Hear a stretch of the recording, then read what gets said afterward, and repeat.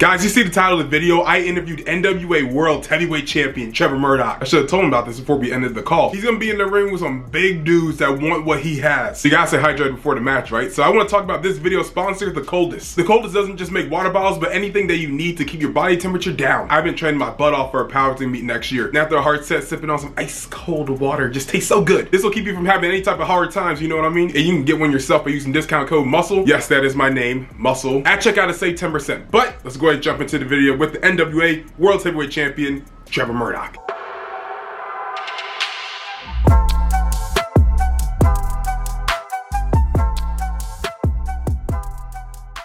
What's up, YouTube? Welcome to Muscle Memory. My name is Malcolm, and today I'm talking to the NWA World Heavyweight Champion. He's defending the title in the main event of Hard Times 3 against Matt Cardona Tyrus. And all the ticket information is linked down below. It's Trevor Murdoch. How are you, man?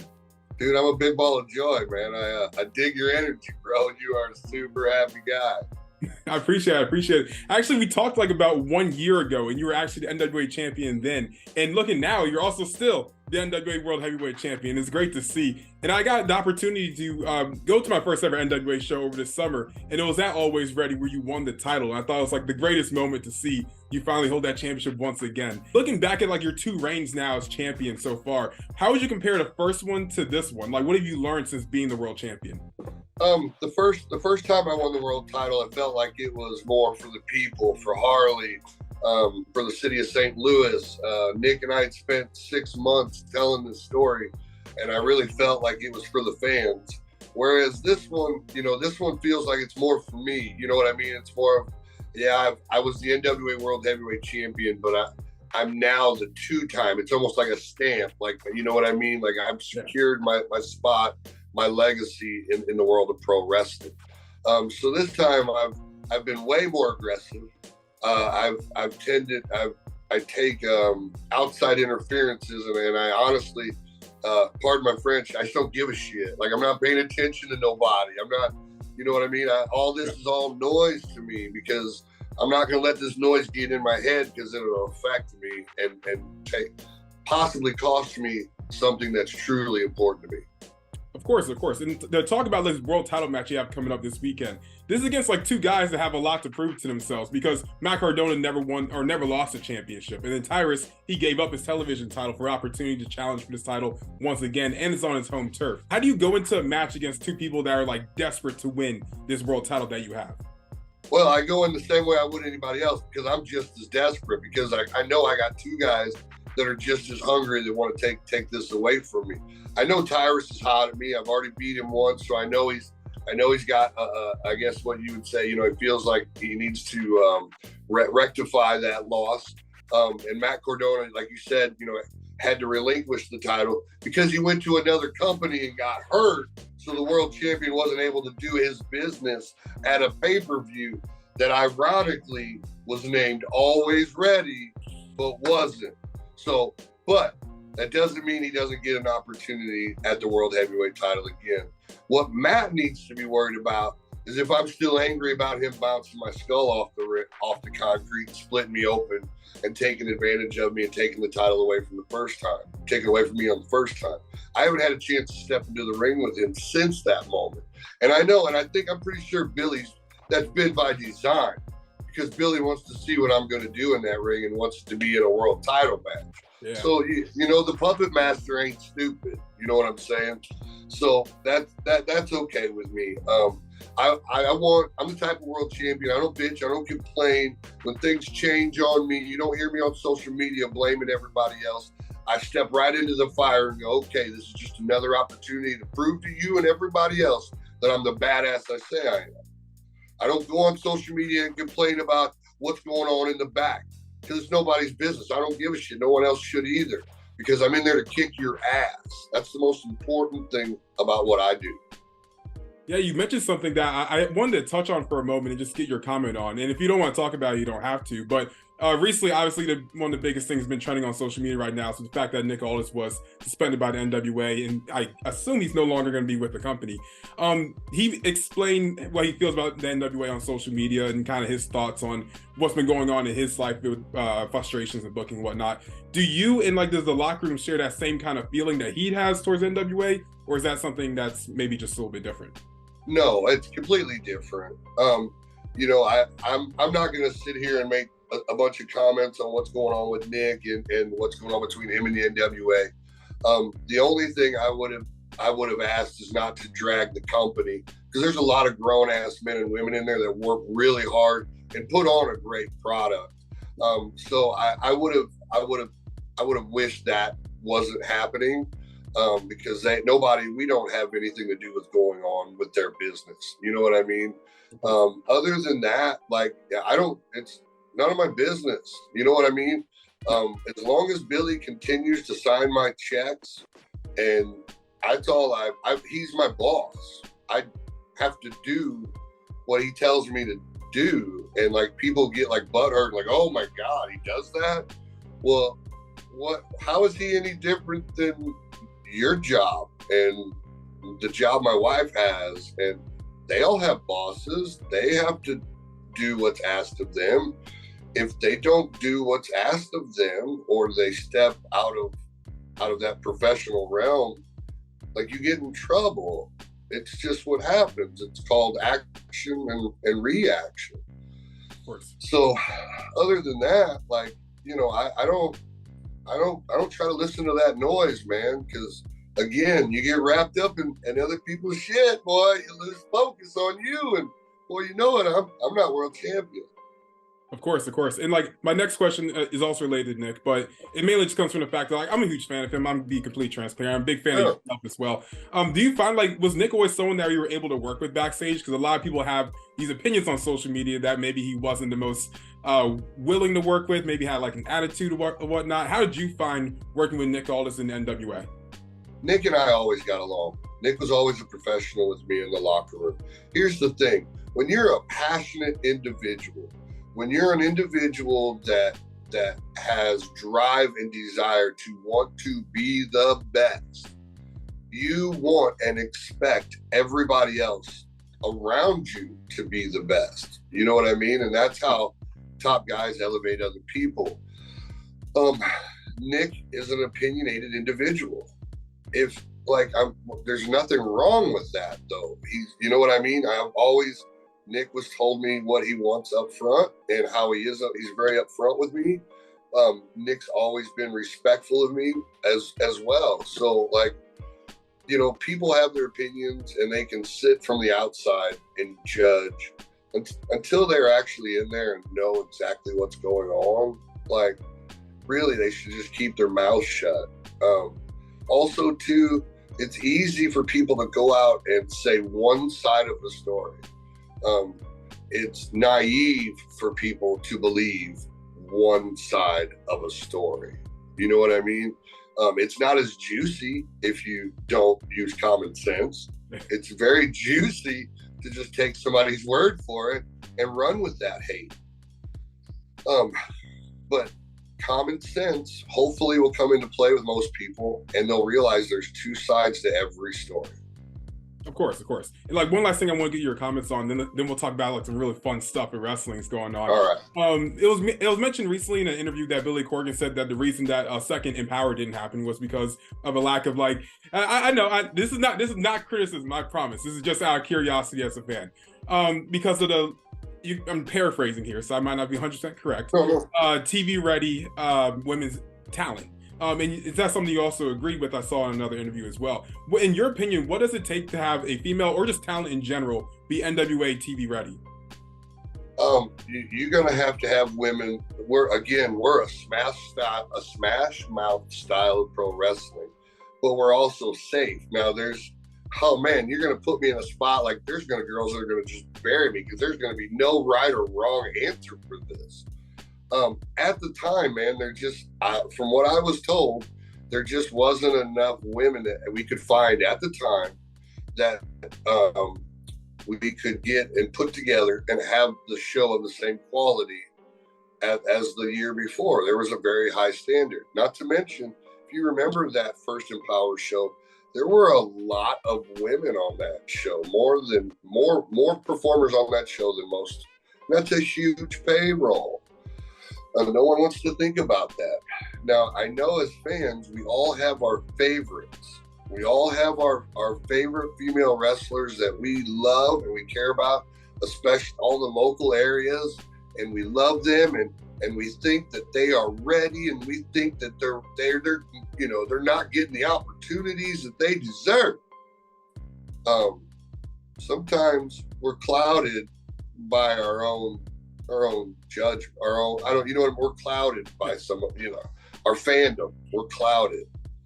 So I am sure that there were a lot of amazing female wrestlers out there, and there still are a lot of amazing female wrestlers out there, girls that are going out there and killing it.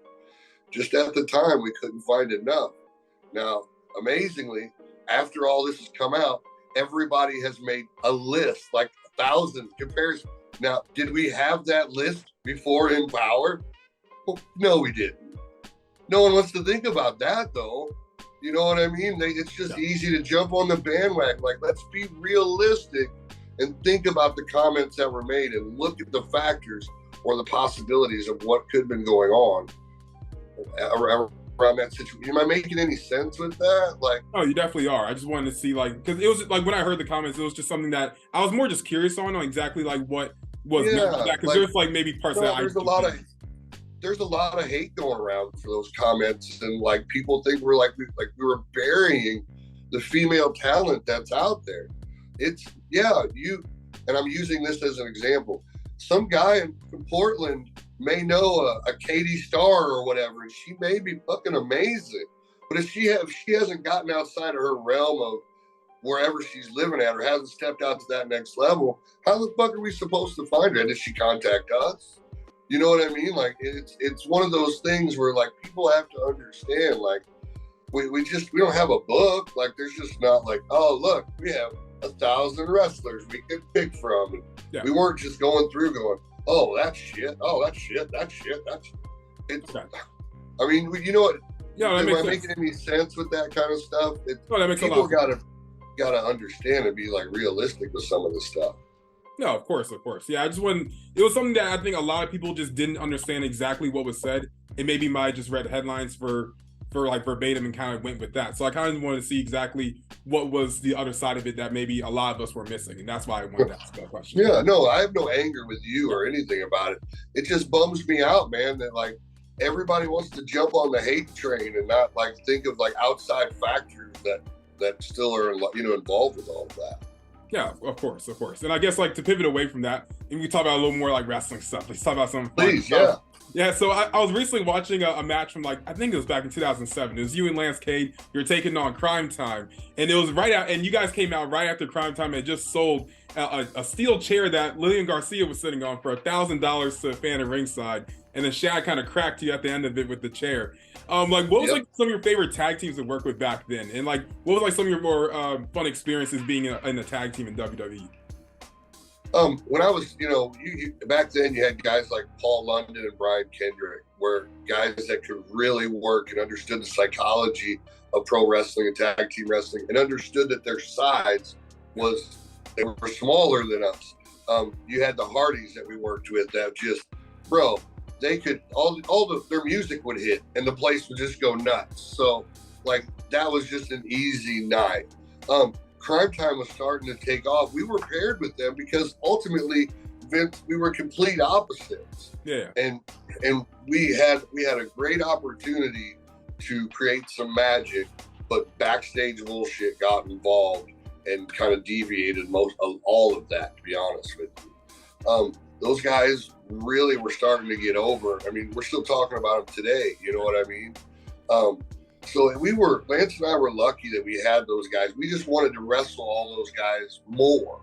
You know what I mean? Tag team wrestling wasn't very prominent at that time, and we were having to fight for our spot just to be on TV.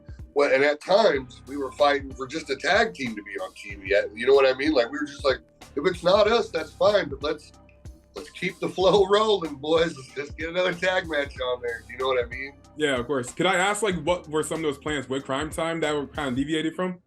Well, we were talking, we're going to end up doing some vignettes, and Lance and I wanted to be like, as the heels, we wanted to get to know them. So we had vignettes of wanting to go to quote unquote the hood, where they lived at, And like, can you imagine like a redneck in a cowboy hat? And, you know what I mean? Like, there's so much material there. And then we wanted to like try to dupe them by like, come on, boys, we'll show you how we roll. And you know what I mean? We take them to a couple of our spots and we try to beat them up. And obviously it turns around on us. And they kick our ass in our own spot. But it's just, there was a lot of like quality character material that we want to do. Because at that time, and still, you know, now WWE's focusing more on wrestling, which is great. But then they were focused more on characters and the entertainment value. So the wrestling was minute. You know what I mean? It was the character stuff that Lance and I wanted to get. And we felt like Cryme Tyme, like they're the complete, like the perfect polar opposites of us. And we felt like there was a lot of entertainment that could have been done there. Definitely. And like, I want to talk about like I want to play a game with you, Trevor. So it's called Muscle Memory. That's the name of this show. So basically it's like a quiz. It's a little trivia about the NWA and the World Championship. I just want to see how many questions you can get right. I do this with all my guests. Let's jump into this. You seem like a smart guy. Bro, this is heat right here. No heat in this. This is just fun. All right. I promise. So the first question. It's a hard one. I'm not gonna lie. I make these questions hard on purpose. In which city was the NWA based in until 1982? I'll give you 4 options. New York, Charlotte, North Carolina, St. Louis, and Atlanta. I'm gonna take New York out of there because of Vince. No, New York. I'm leaning heavy St. Louis, but what were my other 2 options? If it's not New York, St. Louis. Charlotte and Atlanta. Ooh. All right, so we're gonna Charlotte. No, St. Louis or Georgia. I'm gonna go St. Louis. I'm gonna just lean towards St. Louis. Correct. All right. If you want, you got the Sam Munchnick area. You know what I mean? You got the Carolina. St. Louis. Nice. All right, for the second question, there's 4, by the way. In 1994, there was a tournament to crown a new NWA World Champion. Who won that tournament on August 27th?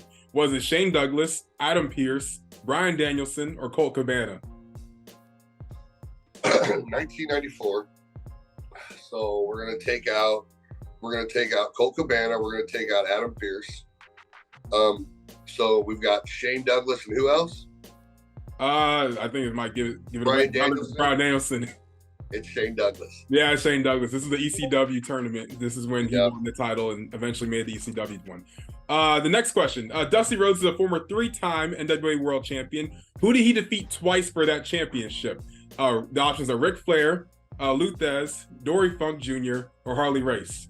Harley Race. Yeah, of course. I knew you were going to get that right, so had to throw that in there. And the last question has to do with Harley Race as well. Who did Harley Race defeat to win his first ever NWA World Heavyweight Championship? Was it Jack Briscoe, Dory Funk Jr., Bruno Sammartino, or Ric Flair? Dory Funk Jr. Yeah, you're right. On May 24th, 1973. Wow. I mean, I knew you were going to get those right for sure. I just had to go ahead. Bro, like, I mean, like I said, like, I live, you know, a lot of people don't understand, like, it wasn't just training with Harley. Like, we were in the office. Like, he had an office at the school, and we would go and we would go and sit in his office for like an hour and a half, just listening to stories, just talking about life and just whatever. And he would tell us constant, you know, like just Harley, what was it like wrestling Dory Funk Jr.? And he would lay it out for you. And we'd be in there so long that BJ, his wife, would have to run us out of the office so we'd go train.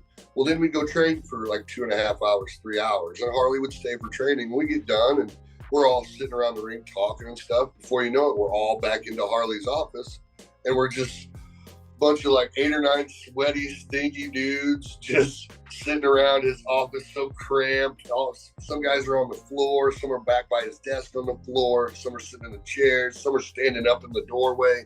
And we're just listening and talking and just being real. You know what I mean? Having real experiences as not Harley Race the wrestler, Harley Race the man and the person.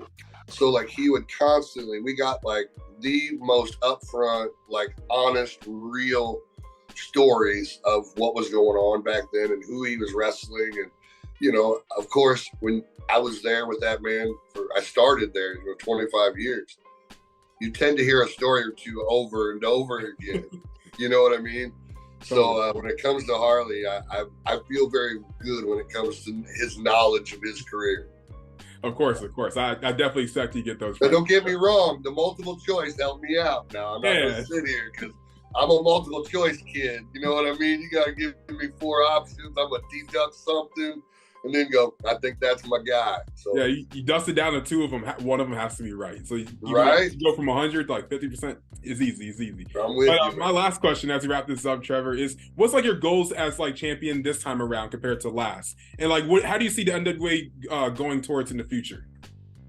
My goals and what I think is going towards the future for the NWA is we are going to continue, and I'm going to continue to try to carve out our space in the world of pro wrestling as a smash mouth style of pro wrestling.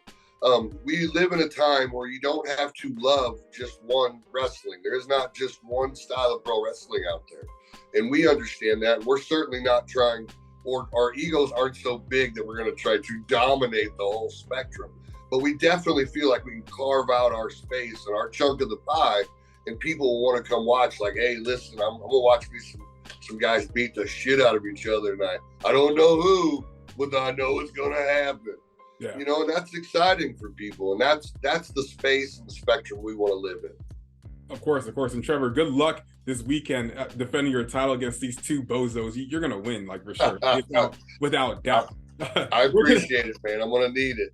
Of course. Where can I find you on social media if not already following you? I got a little blue check mark on Facebook, and you can catch me at The Real T Murdoch on Instagram and Twitter. Awesome. We have all the information for NWA Hard Times 3 in the link down below. Trevor, thank you so much for coming on today. I really appreciate it. And guys, make sure to go watch Hard Times. It's going to be a great show. And we're out.